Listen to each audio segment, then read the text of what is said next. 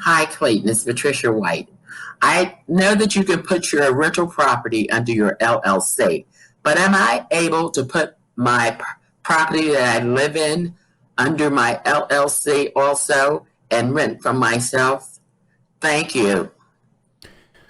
So, Patricia, no, you can't. You cannot rent from yourself, unfortunately. The government is onto that.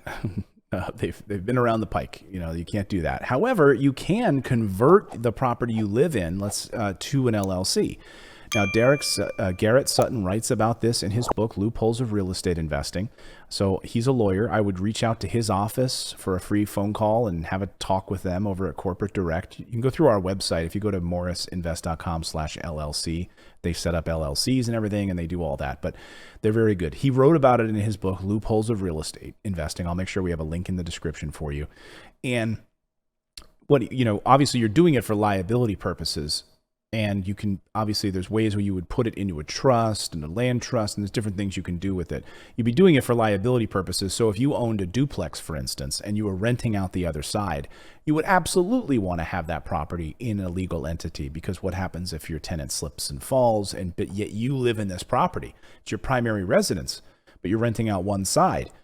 Well, they could they could sue you for the entire asset. You don't want that, or your personal assets. And so you'd want this protected. You'd want it put in an LLC, in my opinion. So reach out to Garrett Sutton's team and do that. But as far as paying yourself rent, you can't do that, unfortunately. However, not to go too far down a rabbit hole, but this is where we get into advanced real estate investing techniques. Now, it is possible that if you owned a business, let's say you have an LLC, Patricia, and then you have an LLC business, and then you start a new LLC that buys a commercial property. Well, that LLC could rent from your other LLC as a business expense. And he writes about that in the book as well. That was something that Natalie and I were going to do a few years ago. We ended up not buying this big commercial space, but that's exactly how we were going to do it.